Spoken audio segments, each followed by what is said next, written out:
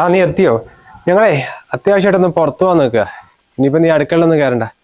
ഒരു കാര്യം ചെയ്യും, ഈ ക്ലാസ്സിൽ മുഴുവൻ പൊടിയാ. ഇത് തുടച്ചിട്ട് നീ വെക്കോട്ടോ. തുണി ആ കാറ് തുടയ്ക്കുന്ന തുണി മിഷ്യൻ ഇട്ടിരിക്കുന്നു. ഒരു മിനിറ്റ്, ഞാൻ വേറെ എന്തെങ്കിലും ഉണ്ടോ നോക്കട്ടെ.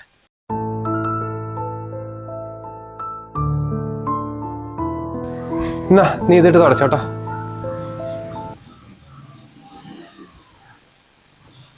ഇത് നല്ല ഡ്രസ്സല്ലേ? അതിന്റെ സ്റ്റിക്കർ ആയതുകൊണ്ടേ അതൊന്നും അവന് ഉപയോഗിക്കുന്നില്ല. അതുകൊണ്ട് തുടച്ചായി.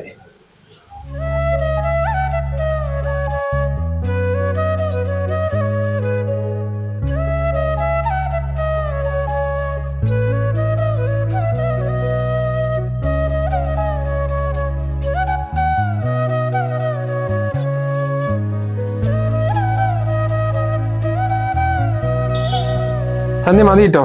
പിന്നെ പോകുമ്പോഴേ ഈ കവർ കൊണ്ടിരിക്കും. കുഞ്ഞിന്റെ കുറച്ച് പഴയ ഡ്രസ്സുകളാണ്, ഒന്നും അവൻ ഉപയോഗിക്കുന്നില്ല. അയ്യോ അതൊന്നും വേണ്ട. സന്ധ്യ താനായാലും ഒന്നും വിചാരിക്കുന്നു വേണ്ട. എൻ്റെ അമ്മയും വീട്ടുപണിയെടുത്തിട്ട് തന്നെയാ എന്നെ വളർത്തിയത്. ഇതുപോലെ ഓരോ വീട്ടിൽ നിന്ന് കിട്ടുന്ന ഡ്രസ്സ് ഇട്ടിട്ട് തന്നെയാ ഞാൻ സ്കൂളിൽ പോയി തുടങ്ങിയതേ. പിന്നെ പണ്ട് അമ്മനോട് ഞാനും ഓരോ വീട്ടിൽ പണിക്ക് പോയതേ.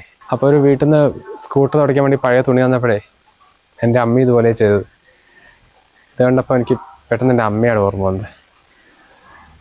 എന്നാലും ഇതുപോലെ വളർന്ന കുട്ടികളുണ്ടല്ലോ, ഒരു ജീവിതത്തിൽ ഒരിക്കലും തോക്കില്ല കേട്ടോ. ഇത് കൊണ്ടേക്കോ.